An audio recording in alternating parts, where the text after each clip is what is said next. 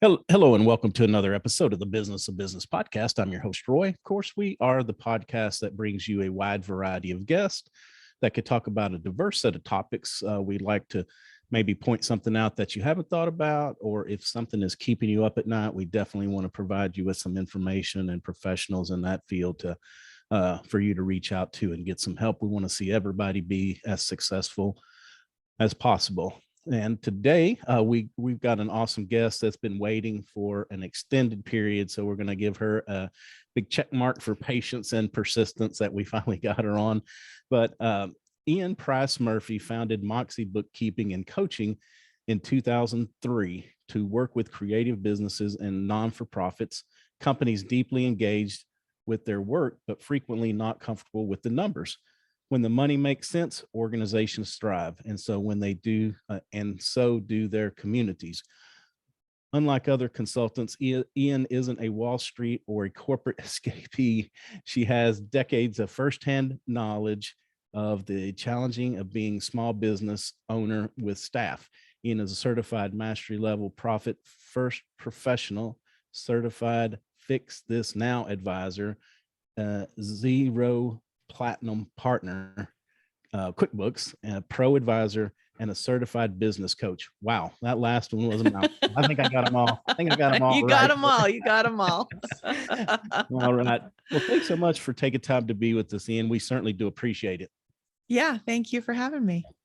So, well, first off, before I jump in, let's talk about how you got here. Have numbers always been something that interests you, or did you have one of those career path changes at some point in time?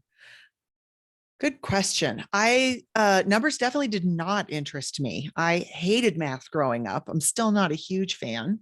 Got a liberal arts degree, and started bartending with it. Yeah. And what got me interested in numbers was the deep negative consequence that it had on my life, not understanding. Okay. That I grew up with, a family that always had enough, but not a whole lot extra, and was always told, work hard and you'll succeed, follow your passion and the money will come. And boy, neither one of those were true for me. Yeah. So I was chronically under earning, had no idea because I didn't know how money worked. And so, ended up just by putting my living expenses on my credit card to make it from one paycheck to the next. And actually had a boss where we all had to run across the street and try and cash our paychecks before they started bouncing. Oh God, yes. That I found myself tens of thousands of dollars in credit card debt, which is the most expensive kind of debt you can have. And I was actually pushed into a point where I wasn't going to be able to pay that off in my lifetime and declared bankruptcy. And that felt like losing at life, right? And I've always considered myself a person of their word.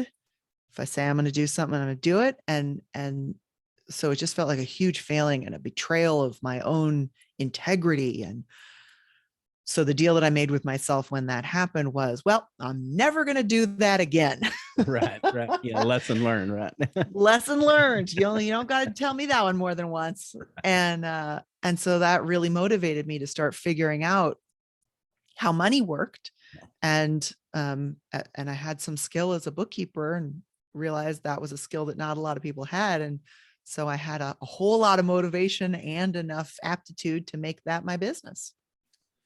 Yeah, that's awesome. And we're in a lot different age categories. So I will ask you, when you came through high school, did they even talk about money or anything like that? No, my sister got home ec and shop, but by the time I got there, that was gone. Okay. And I mean, I think we're seeing the consequences of that now as well, with kids at home and schools being iffy, and the generations between those of kids who don't know how to change a tire. They don't know how to cook an egg. Right. They don't know how to mend a patch on their jeans or make jellies or any of these things that are really simple if you've had someone show you how to do it. Right. And I think it's a tragedy that is not part of our education system. Well, I will give my age away and say that, we had a class, it was like bookkeeping or business systems, or it was simplistic, but they did make us learn how to write a check.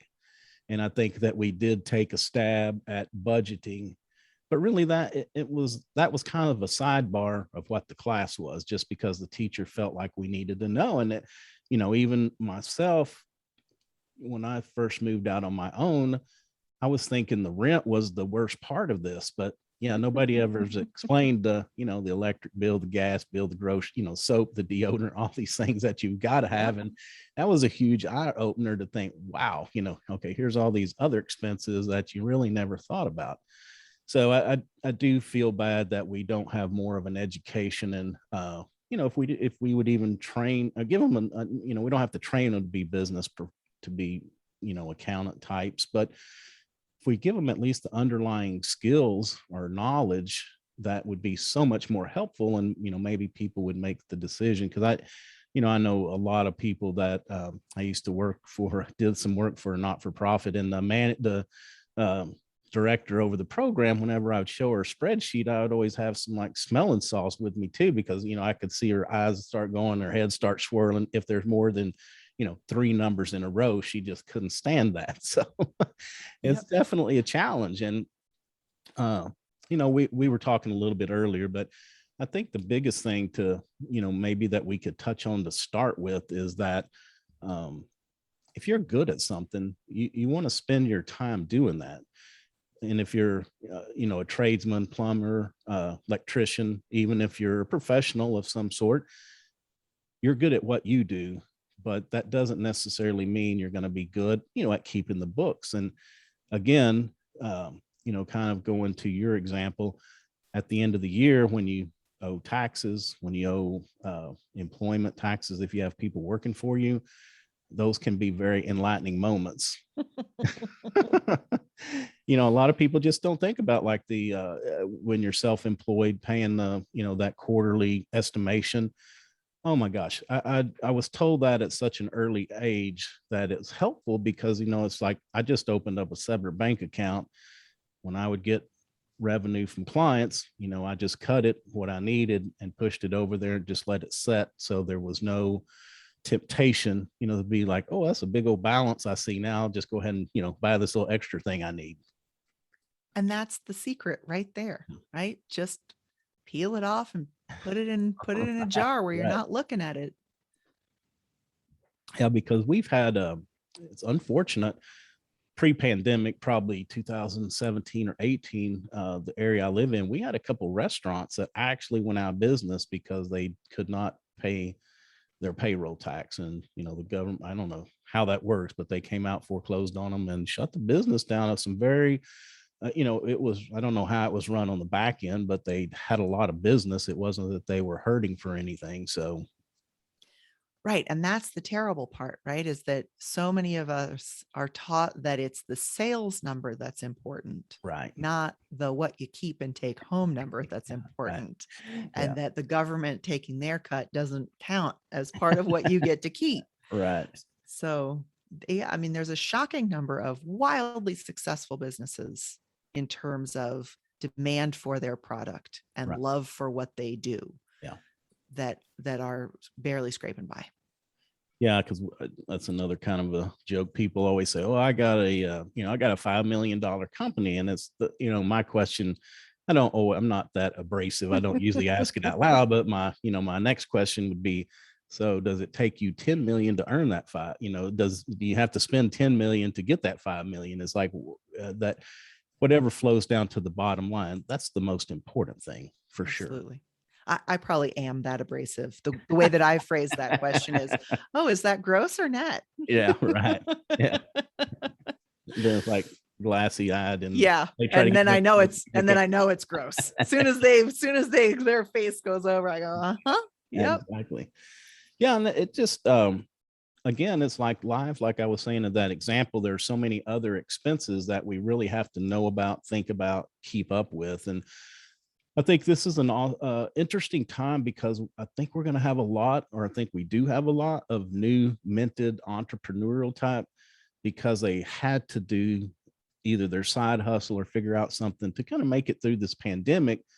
But if they want to flourish and keep on going, they're definitely going to have to pay attention to expenses. And well, we can even back up and say even pricing, because again, Absolutely. I've worked with people that, why do you charge this amount? Because the guy down the street charges $5 more, so we're just cutting him. Well, do you know what's wrapped up in that? And so working through everything that goes into whatever that unit of pricing is. So anyway, that's where people like you could really help, especially some new entrepreneurs or new business people. That's where you would be really helpful to make sure, first off, we get the pricing right. Yep. Yeah. And, to me, there's sort of this leapfrog of the financials, the marketing and the financials, where you want to have that strong foundation where we say, well, this is what you need to charge in order to have the life you want to have. I love starting with the question, what do you want to take home? Like Yeah. what salary do you want? Yeah. What's the minimum? What's sort of a little bit above that that's comfortable? And then work backwards from there to figure out how much you have to do in sales, and then how many sales do you think you can reasonably do? And great, there's your bottom price. Right. Right. And then you go to marketing to figure out, how do I differentiate myself from the guy down the street so that price is not the thing I'm competing on. Right. So even if I'm 4 times as much as him, people are saying, you're the one I want, though, because Yep. some of it's to the perception of the price. If I'm getting some for 5 cents, I'm assuming that it's made of plastic and in a factory and mass produced. Right. If I'm paying 500 for something, it better not be. Right. Right. And so there is something about that where you need to decide, who do you want to be working with? Who do you want to be selling to? And does your price not only meet your minimum, but does it resonate with the people that you're trying to attract? And if those don't line up, well, you got to work on your marketing and your messaging some more. Yeah. And then we get back to the numbers and say, great, now how do we optimize this? Yeah. Yeah. And that's a couple important parts that you mentioned, value, because if you just want to win on price, it's going to be a fight, because the next guy that comes along, he's going to undercut you, and it just becomes a war where, I like to take it that if you provide a service or product that has value, you need to, you market, and that's how you get business off the value that we provide. And sometimes too, low price can be, some people will be like, that's a low price, that's probably low quality, so we're just moving on anyway. There's a Benjamin Franklin quote that says, there's always somebody willing to go out of business faster than you. I've never heard that. I like that.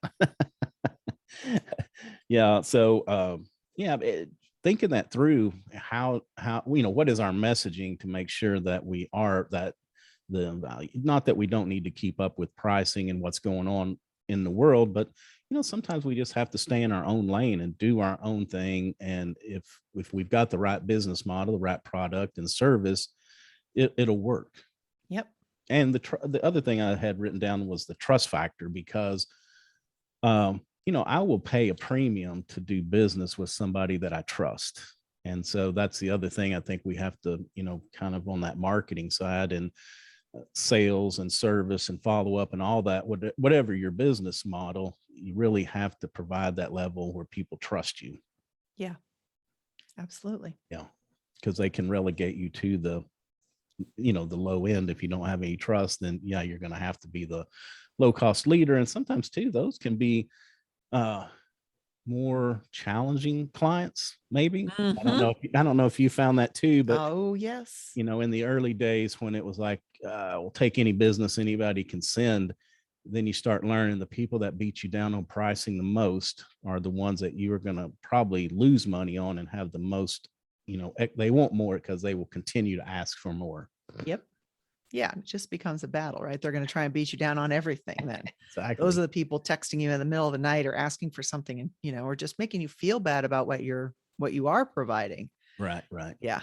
And to me, that's sort of one of the fundamental questions that we have to ask ourselves is, would I tolerate this bad client if I worked for anybody else? Like, Right. if my boss treated me the way that this client is treating me, then I'm working for the worst boss ever, which is me. Right. Exactly. And I'm Exactly. treating my best employee the worst, which is me. So, there's an old adage about you can't save your way to prosperity. I mean, let's see. Yeah, you can't cut your expenses to prosperity, but I'm a firm believer on we have to keep up and we have to manage those because they get out of control. It's like, some things that I've done before where it started out as a reasonable price, but it escalates or technology changes, but yet we're still paying the higher price or doing that same old thing. And so I assume that's another great place where you could come in handy is to help people, with the expense control. Absolutely. I mean, I think that there's a huge difference between an expense and an investment. Yeah. And so people sort of see all expenses as equal, and they're really not. Your people are an investment. Your Yes. marketing is an investment. Now, you need to make sure you're getting a return, that it's a good investment, Right. Right. but that's different than buying a pack of pens, that are going to get used up and go in the trash and now we're done. So being really clear, where are the things that when I spend more, Mhm. I can make more because I've got better quality to deliver, versus what are the things, and a lot of us are finding out, turns out that's our office rent, that the money's just gone and I didn't really need an office. Sometimes we do, but a lot of times offices are sort of vanity projects, Right. and we've found ways to get along without them. Yeah. Yeah, kind of off the subject a little bit, but I've actually found that this has been better because you don't spend time driving from one person or one place to the next. You could do it, and it seems when you're in person, things may the time gets away from you, and whereas when you're zooming or Teams, it's like the end time is there, you quit and you move on. So it's like kind of a time management tool almost. Oh yeah. I used to only be able to service one, maybe two clients a day. Right? That's nuts now. Can you Right. imagine? Yeah. Right. Now I can get like 6 in, no Yeah. problem. So I like what you said about investments and employees because that's another important part, and you probably are well aware of this saying too, that uh, the CFO comes to the CEO and says, "How can we continue to spend money training these people when they just leave?" And the CEO says, "How can we not train them and have them stay?" So Right. that's an important part. Is that we have to, and again, everything has to make sense. We don't want to be reckless with that, but we do want to find ways to continue our training that fit within our budget, which gets back to, is it within our pricing? Because we want to keep up with everything. So I think it's a lot more complicated sometimes building the right pricing in based on, our expenses that we're either projecting or that we've been able to see. But, it's always, that's why we want to have a margin. If we didn't need to do all these things, I guess we would just break even at the end of the day. But we need to continue to make these investments as we go forward.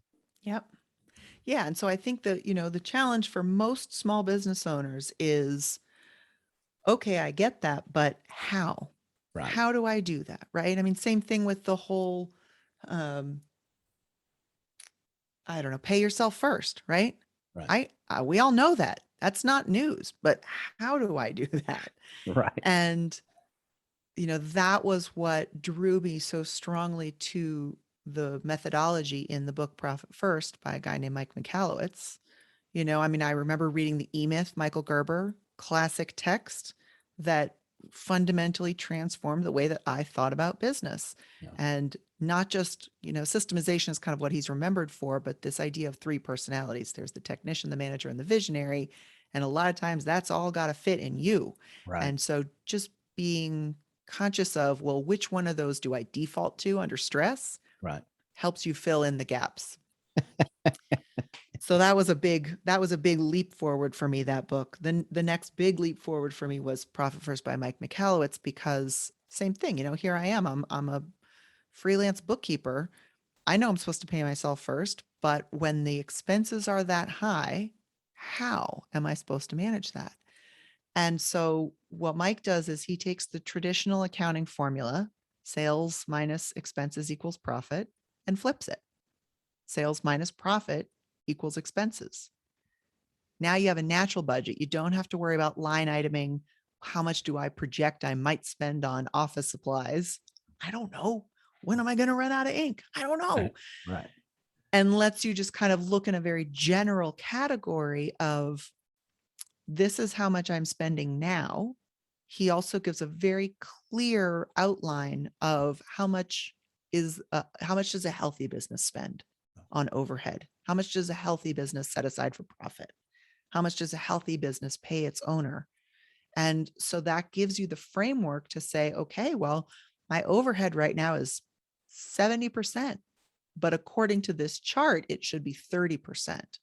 Well, that gives me a whole lot of information and tells me I need to get creative and strategic and wily about how I'm spending my money to see if I can get down to below where I'm at now without cutting into that muscle of quality.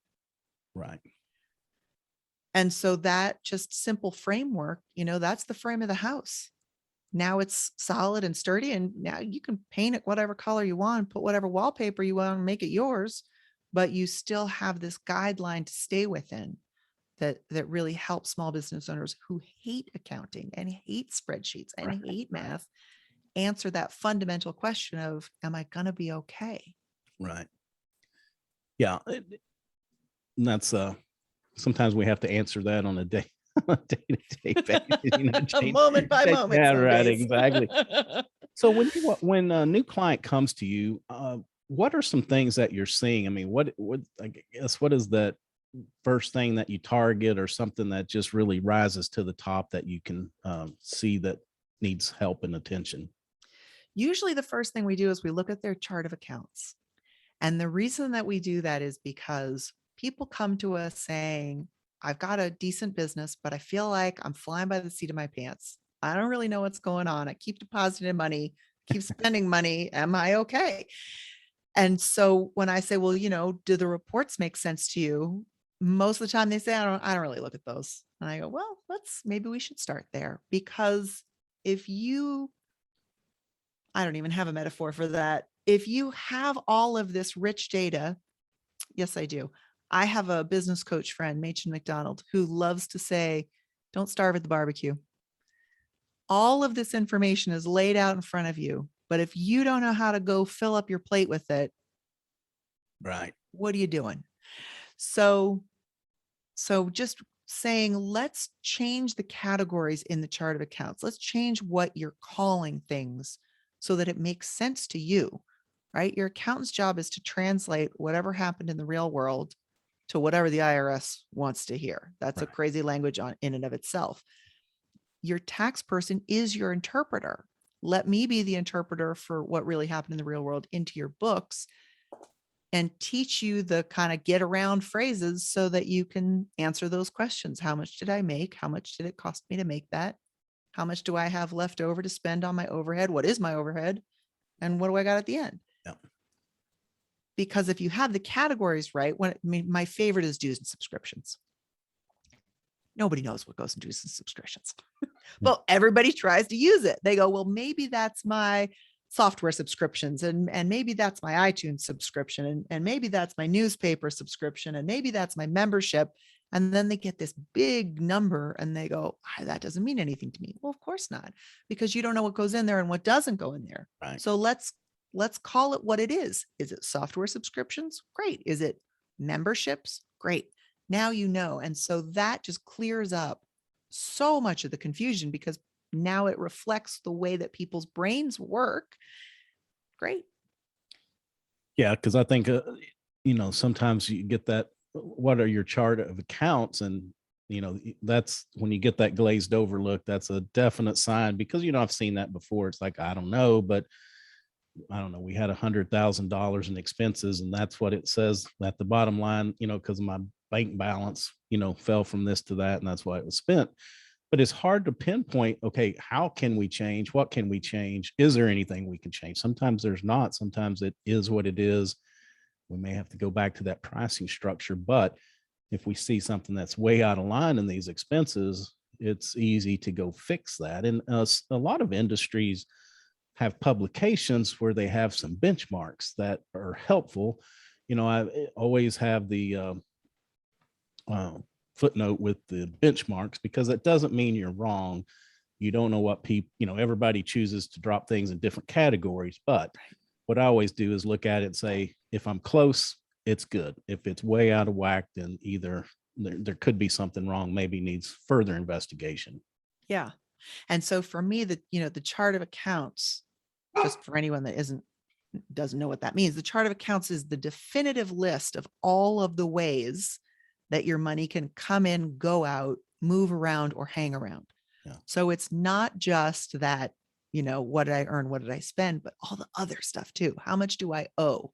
Have I taken a loan? Did I make a loan into the business? How much have I put in? How much have I taken out? What's my credit card balance? What is my bank balance? And a lot of people don't understand why, when they look at a profit and loss statement, that hopefully profit at the bottom, sometimes it's a loss, doesn't equal their bank balance.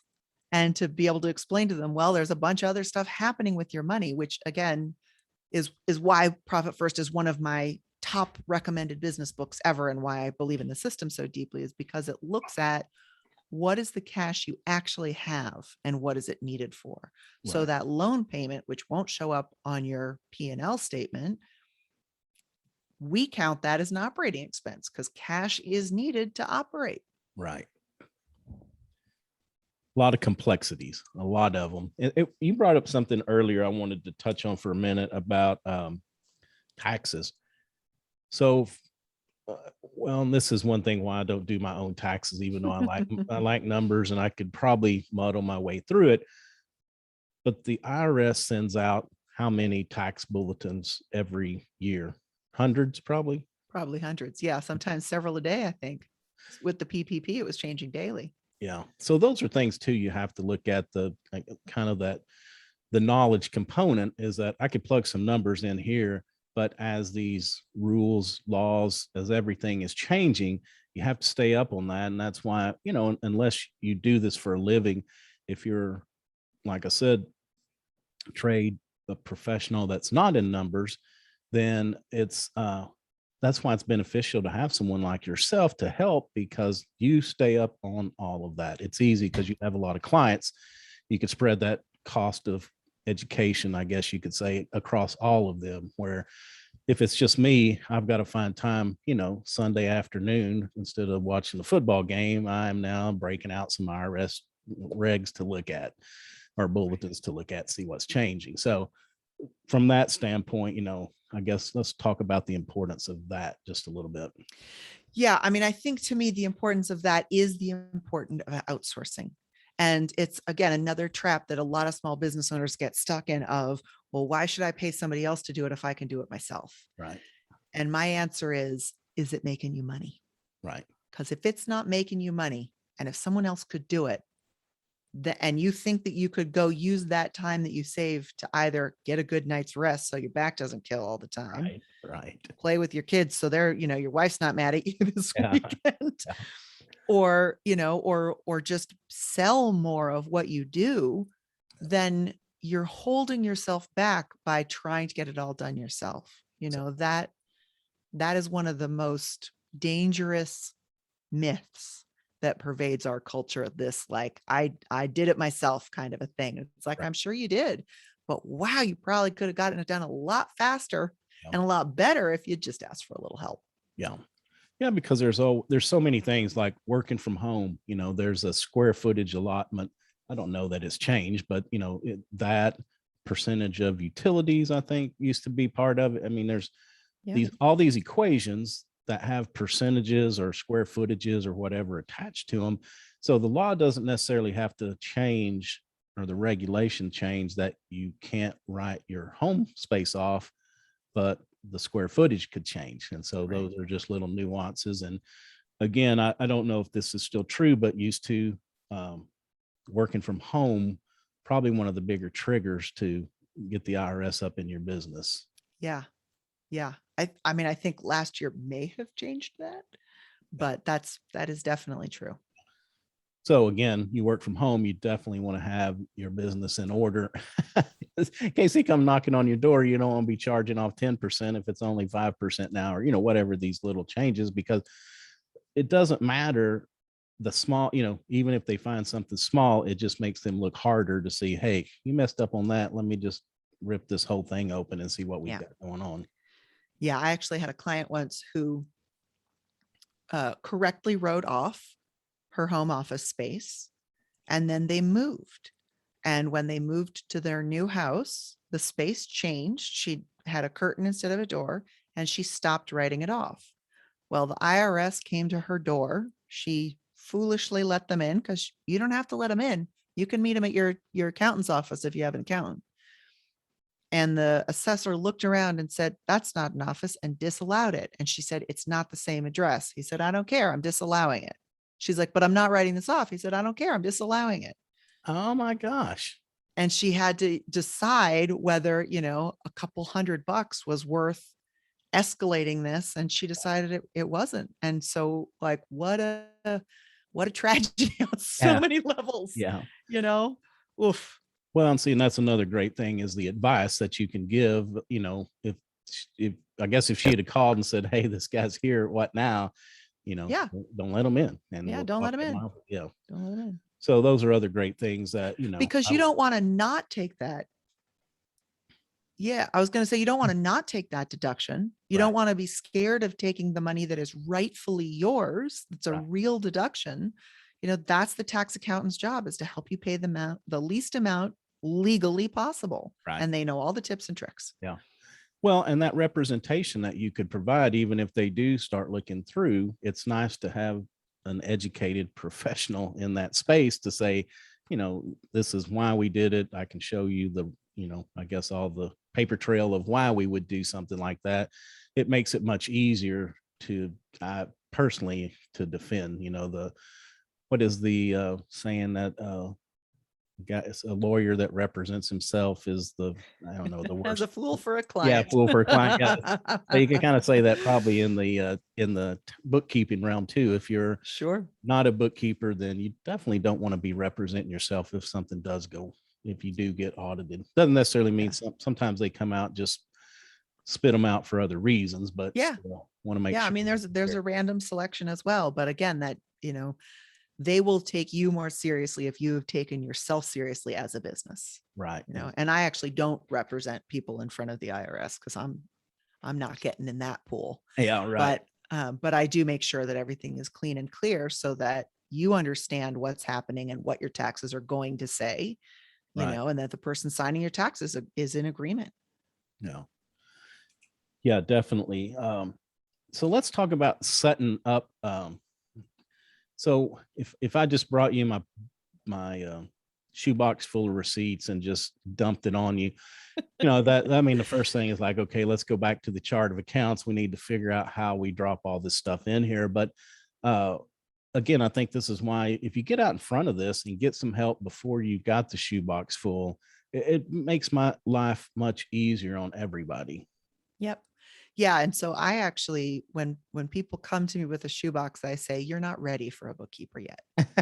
What you really need is an office assistant. You're right. To go through and figure out, are any of these not on your bank statement? Did you pay cash for those? Because I don't want to enter everything. We can import in from your bank. Like, there's so many leaps forward in technology that lets bookkeeping be automated and set up right, so that there's way less that you have to do, way less that I have to do. And you don't want to pay me an expert rate to be, reading receipts that are faded and is that a 6 or an 8 or a 3? Right. So I just say, let's, take your best guess, work off your statements, and get you set up right going forward, because I'm not touching those soggy things. Yeah, because like you said, we don't know if you get it, that it's time you spend. Is it cash? Is it not? Is it even a business expense, or was that some new pair of shoes or whatever somebody may have bought and it just got lumped into that? So definitely those are calls that the potential client needs to make before they get to you. But okay, so the next step would be, okay, let's go get some software. And there's a ton of software out there. And nowadays, I guess a lot of it's moving to the cloud, but uh, are different ones better for different industries, or can you give us a little bit of advice on how we would want to choose one for us? Yeah, I think more than industry, it's about what do you plan to do with your business? So the only software out there that I know people use, and it just makes me cry a little inside when I hear that they use it, is QuickBooks Self-Employed. That's the only one I just can't. And the reason is, in my opinion, they shouldn't be charging for that software. No. There's a version by a different company called Wave, like a wave in the ocean, waveapps.com. Okay. That does everything QuickBooks Self-Employed does, but it's free. Okay. So the fact that Intuit feels good charging you $10 a month for a piece of crap product. Right. And I say piece of crap from my perspective. I think it works wonders for the people that use it. They just don't know they could get it for free. Yeah. Well, and that, to me, it was a little different because I've always had some form of QuickBooks, basic, the old one where it was on the computer, and it was pretty good. But when I tried that one, I feel pretty technical. I'm going to say I'm average technical, and I don't mind trying. I could not figure it out. I mean, I ended up having to go back and buy the old computer-based version because it was too difficult to enter stuff for me, but then I never could get the reports that I was looking. And I'm not saying they're not available. I'm just saying it was just difficult, very difficult. You're talking about the self-employed, or you're talking about online? Yeah. The online, I think it was self-employed online. Yeah.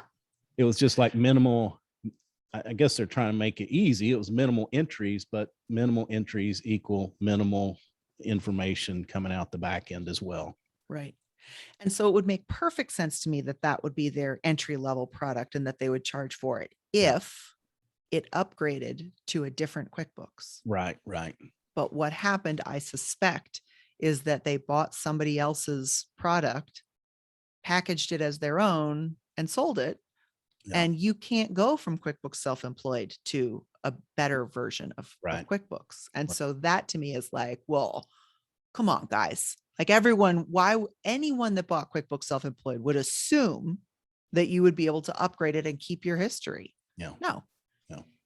So for those levels, for QuickBooks Self-Employed and for Wave apps, and I normally would put FreshBooks in there too, but I think FreshBooks is getting a little different.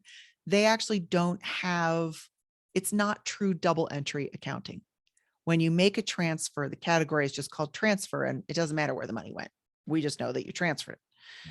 So if something goes wrong, I, as the outside bookkeeper, have no way to say, oh, I see where the problem is. You said that you used this money to transfer to this bank account, but actually it went to this other one. And so when you choose the sort of do-it-yourself versions, that's what you're committing to, doing it yourself. Right. And if there's a problem, being like, well, I don't know. Let's just make it work and hope it isn't a big problem.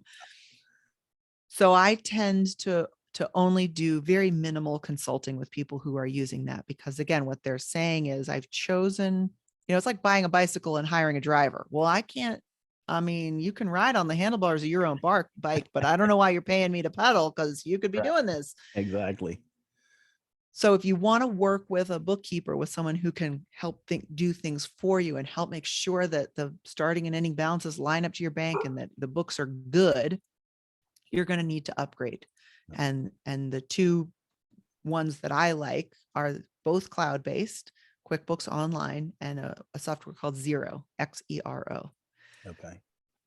And that's because, unless you live in a rural community where your internet's real bad, I know you're out on the road. I know you're doing 20 things at once. I know you're running around like a chicken with your head cut off and trying to make the most of your time. So if you've got something that you can take with you on your phone, snap a picture or receipt, say, this is what it was right now, throw that receipt away.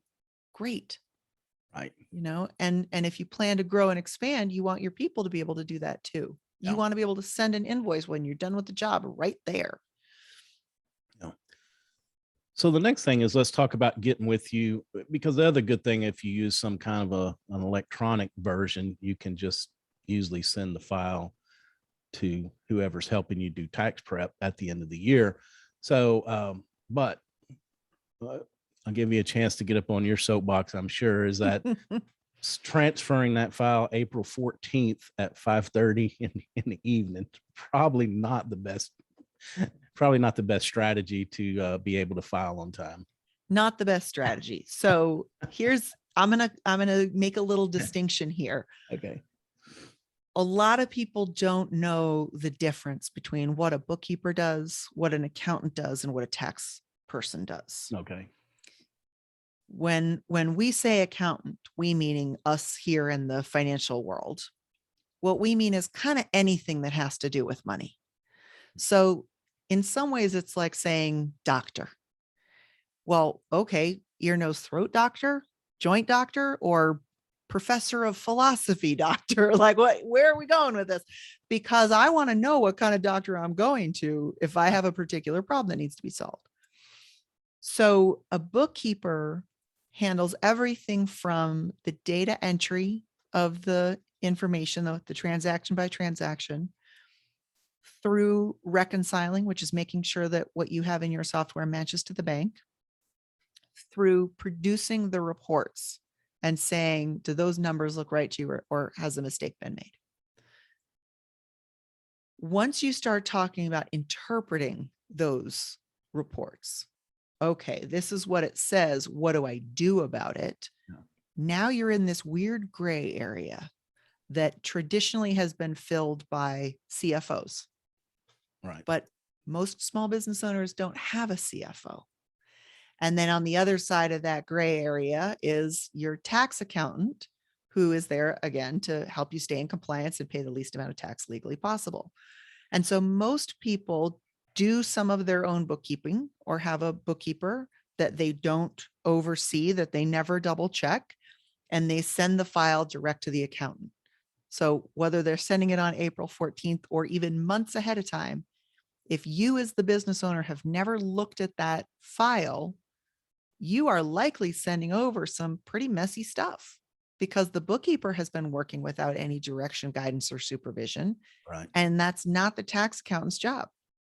So we actually don't file annual taxes for people because I love to live in that middle zone. I want to make sure your books are clean. And I do that whether you need a bookkeeper, whether you have a bookkeeper, or whether you are the bookkeeper, because we do bookkeeping too, obviously, Moxie Bookkeeping.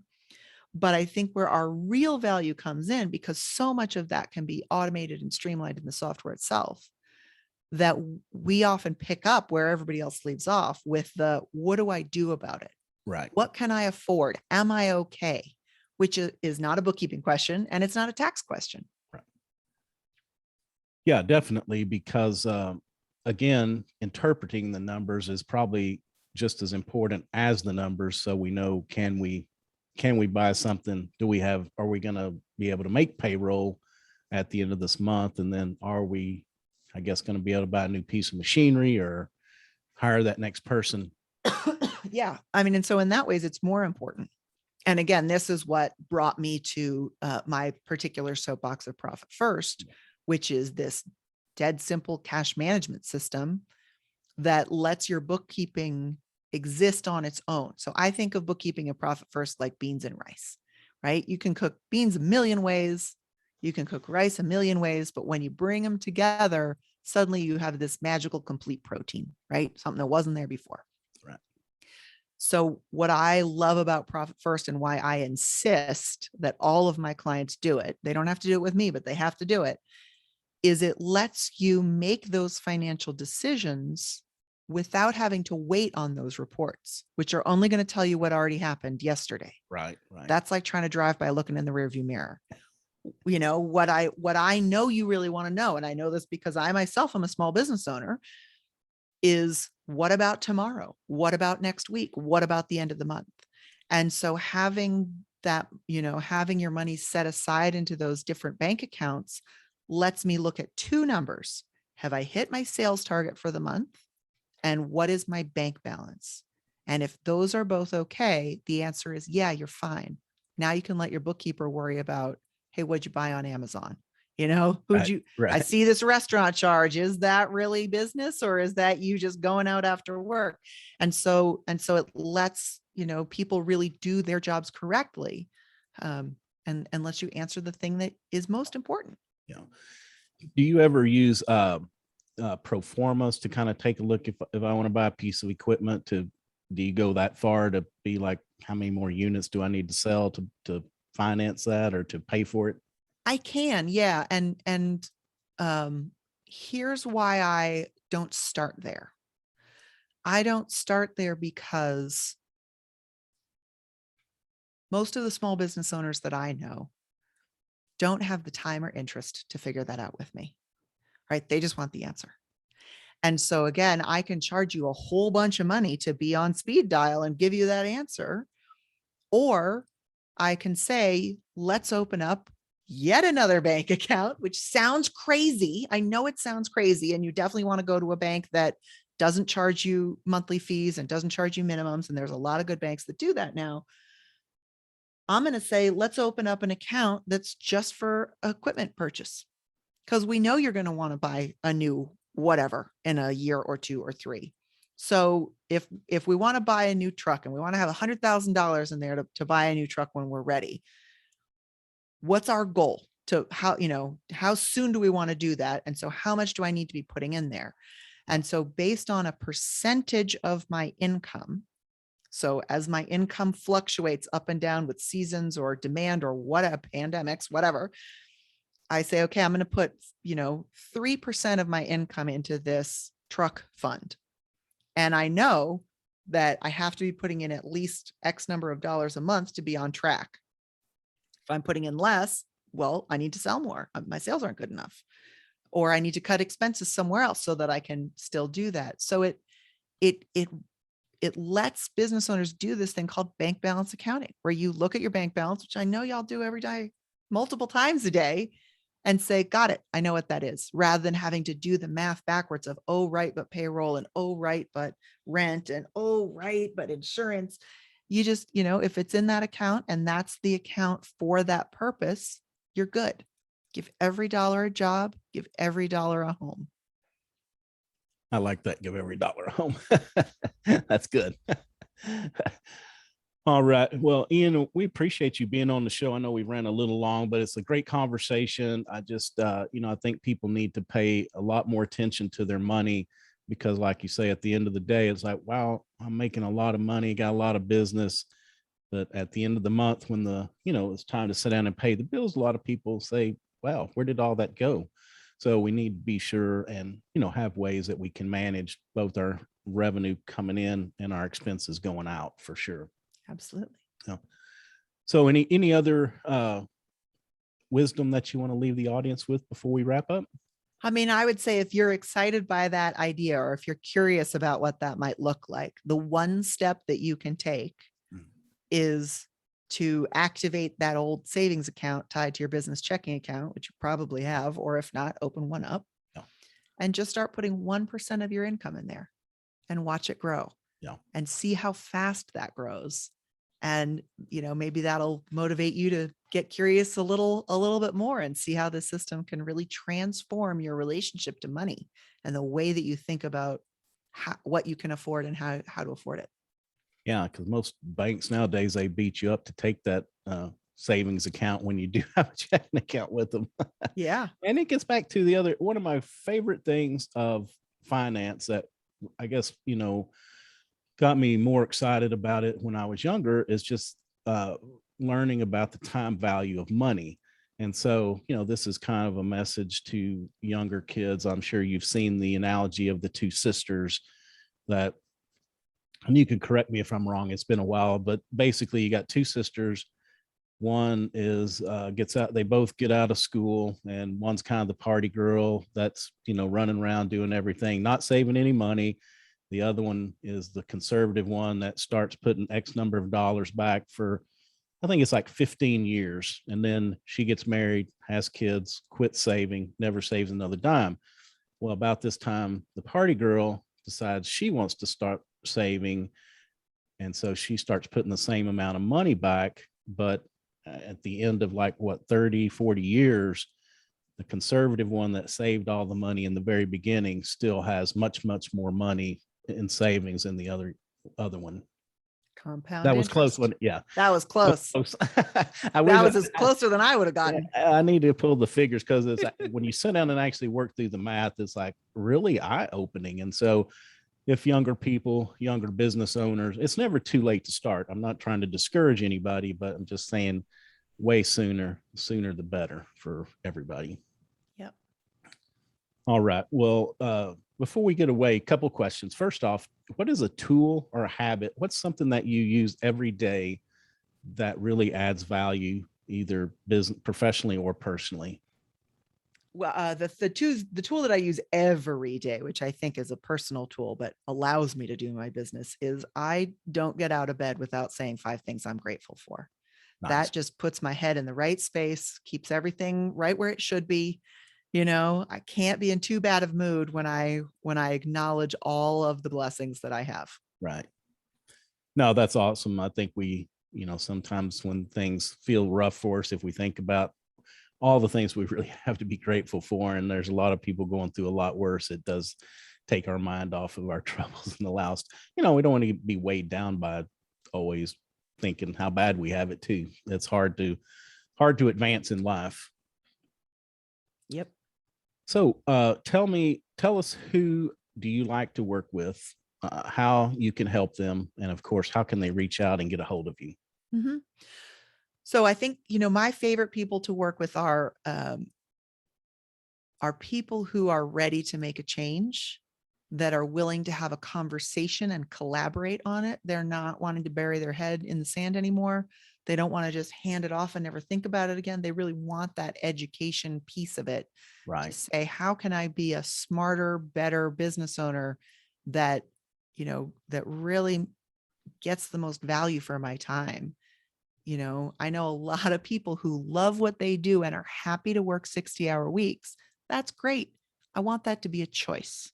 Right. I don't want you, if you feel sick, if your family gets sick, I want you to be able to work less than that and not worry about your financial security, right? It's that, you have to not be balancing on that razor's edge. Right. So, people who are either just getting started and want to get started right, or people who are at the point where they're making enough that they're worried about how to handle it. But they want to know the number stuff, but they don't want to learn accounting. Right. And that's where I can come in and really help make it simple and clean and, not full of technical terms, where they don't have to worry about budgeting and really can just keep their eye on those 2 key numbers. Right. Yeah. Not to open up another big topic, because I'm sure we could do another show, but when you're a business person, most of the time people are counting on part of this as their retirement. And, my advice is you always need to, have your, well, what they're called anymore, but your SEPs or whatever the, yep, individual retirement accounts are for yourself. But if you take care of your business and you stay on top of this, typically you will see more value at the end of the line, because unfortunately what I've seen is businesses that are in disarray. Now they need to sell or want to sell, and they can't, because yep, their financial back office is in such a mess that, they'd have to take 50% of the value. So again, it's a part, I wish I would thought to talk a little bit more about that, but it's just imperative, because you don't want to work in your business for 30 or 40 years and be like, okay, now we can finally retire. We're going to go travel. And then the money's not there. Yeah. I mean, it's, there's some terrible irony to what makes a business enjoyable to run is what makes it profitable to sell. Right. Exactly. All right. Well, thanks so much for your time. It's been a wonder talking to you, a wonderful talking with you. That's going to do it for another episode of the Business of Business podcast. Of course, I am Roy. You can find us on all the major podcast platforms: iTunes, Stitcher, Google, Spotify. We are also on all the major podcast platforms. We're on all the major social media platforms. We hang out on Instagram a little bit more than anything else. And also a video of this interview will go up as soon as the episode goes live. So check it out there. Until next time, take care of yourself and take care of your business.